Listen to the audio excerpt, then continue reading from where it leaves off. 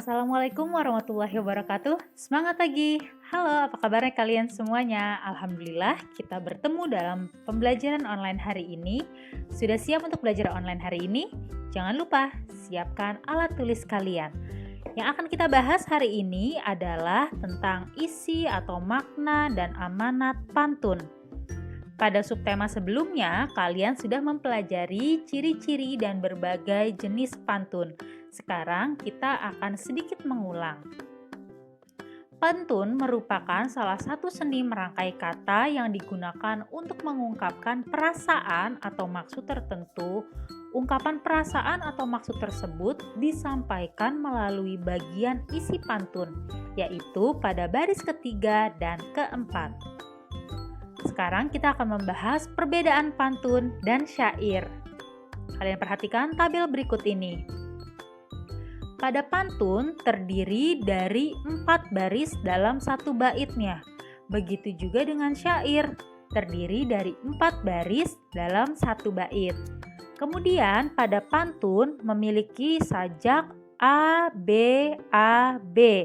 Sedangkan pada syair bersajak A, A, A, A. Pada pantun, tiap baris terdiri dari 8 sampai 12 suku kata.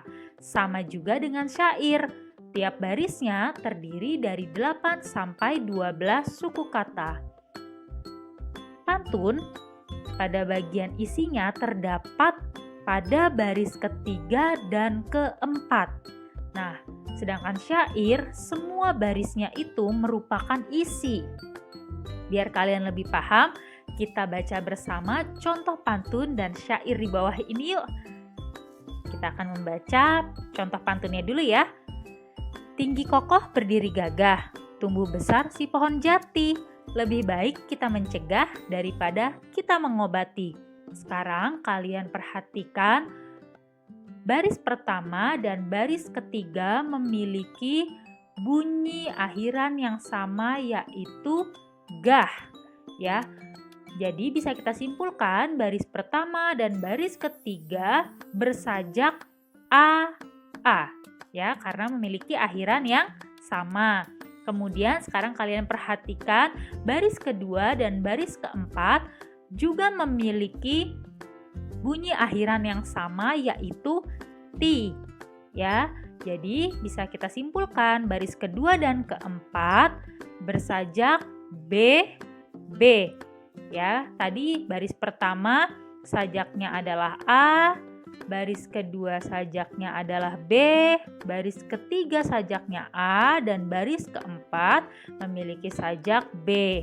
Ya, kalian masih ingat baris pertama dan kedua pada pantun disebut dengan sampiran. Kemudian baris ketiga dan keempat disebut dengan isi.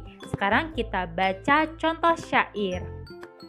Jagalah kesehatanmu, jagalah makananmu, agar selamat hidupmu hingga di hari tuamu. Kalian perhatikan bunyi akhiran dari baris pertama sampai baris keempat syair berikut ini ya. Dari baris pertama sampai baris keempat memiliki bunyi akhiran yang sama, yaitu mu.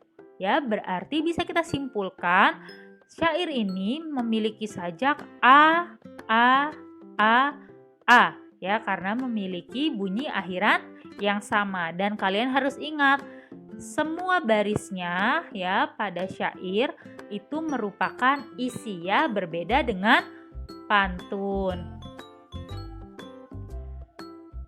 Kalian masih ingat pantun itu digolongkan berdasarkan isi dan usia. Sekarang kita akan membahas pantun berdasarkan isi dulu. Ya, pantun berdasarkan isi yang pertama itu ada pantun nasihat. Nah, pantun nasihat ini biasanya berisi anjuran atau ajaran yang baik bagi banyak orang. Yang kedua ada pantun jenaka. Biasanya pantun jenaka ini berisi candaan yang dapat membuat orang tertawa. Pantun jenaka sering digunakan sebagai permainan dan hiburan untuk menghilangkan rasa bosan dan lelah. Yang ketiga ada pantun teka-teki. Pantun teka-teki adalah pantun yang berisi teka-teki dan biasanya digunakan dalam permainan berbalas pantun. Ciri utamanya dari pantun teka-teki ini adalah terdapat pertanyaan yang menarik untuk dijawab pada bagian isi pantun. Kemudian yang keempat ada pantun kiasan. Pantun kiasan ini berisi kata kiasan, yaitu mengibaratkan sesuatu dengan sesuatu yang lain. Sering juga pantun kiasan ini berisi peribahasa. Nah, kemudian kita akan membahas pantun berdasarkan usia. Yang pertama ada pantun anak-anak. Biasanya berisi tentang pengalaman atau kehidupan masa kanak-kanak yang riang dan suka bermain. Selain itu, pantun anak-anak ini juga berisi nasihat agar seorang anak menjadi manusia yang memiliki budi pekerti yang luhur. Kemudian yang kedua ada pantun orang muda. Pantun orang muda ini berisi tentang kehidupan masa muda. Biasanya berkaitan dengan perkenalan dengan seseorang, perasaan kasih sayang, dan perjuangan meraih cita-cita. Yang ketiga ada pantun orang tua. Biasanya berisi tentang nasihat atau pesan dari orang tua kepada anaknya. Isi atau makna pantun orang tua ini bisa berupa nasihat mengenai kehidupan, budaya, pendidikan, dan agama. Sekarang bagaimana cara kita menentukan isi atau makna dan amanat dari sebuah pantun? Kalian harus tahu dulu apa yang dimaksud dengan isi atau makna dan apa yang dimaksud dengan amanat pantun. Isi atau makna pantun adalah tujuan dibuatnya pantun tersebut, sedangkan amanat pantun adalah pesan atau nasihat yang disampaikan melalui pantun. Nah, sekarang barulah kita akan membahas bagaimana cara menentukan isi dan amanat pada pantun. Untuk mengetahuinya, kalian harus membaca dan pahami bagian isi pantun dengan seksama. Kemudian, ceritakan isi dan amanat pantun menggunakan bahasamu sendiri. Nah, sekarang kita akan menentukan isi makna dan amanat pantun. Kalian perhatikan pantun berikut ini. Kita baca bareng-bareng yuk. Sore hari berawan jingga, jelas terlihat di atas bukit. Jika kesehatan tidak dijaga, tubuh akan mudah sakit. Kalian, jika ingin menentukan isi dan amanat dari pantun, kalian harus memperhatikan bagian isi pantun tersebut, yaitu yang terdapat pada baris ke-3 dan baris ke-4. Oke. Isinya dari pantun yang sudah kita bacakan adalah jika kita tidak menjaga kesehatan, tubuh akan mudah sakit. Amanatnya, kita harus menjaga kesehatan tubuh kita. Biar kalian lebih paham, kita baca lagi satu pantun di bawah ini. Sungguh enak buah sukun, hasil panen dari kebun paman. Hidup bertetangga harus rukun, agar tercipta ketentraman. Kalian perhatikan baris ketiga dan baris keempat dari isi pantun tersebut. Isinya adalah hidup rukun, menciptakan ketentraman. Amanatnya atau pesannya adalah kita harus hidup rukun. Sekarang kita akan membahas langkah-langkah membuat pantun. Yang pertama, kalian harus menentukan tema pantun yang akan dibuat. Yang kedua, tentukan jenis pantun yang akan kalian buat. Yang ketiga, buatlah bagian isi pantun terlebih dulu. Kemudian yang keempat, buatlah bagian sampiran pantun. Pastikan akhiran atau sajak yang digunakan pada bagian sampiran dan isi sesuai. Tadi sudah kita bahas juga ya, sajak pada baris pertama sama dengan sajak pada baris ketiga. Ya, kemudian sajak pada baris kedua harus sama dengan sajak pada baris keempat. Biar kalian lebih paham, yuk kita sama-sama melengkapi sampiran pantun berikut ini.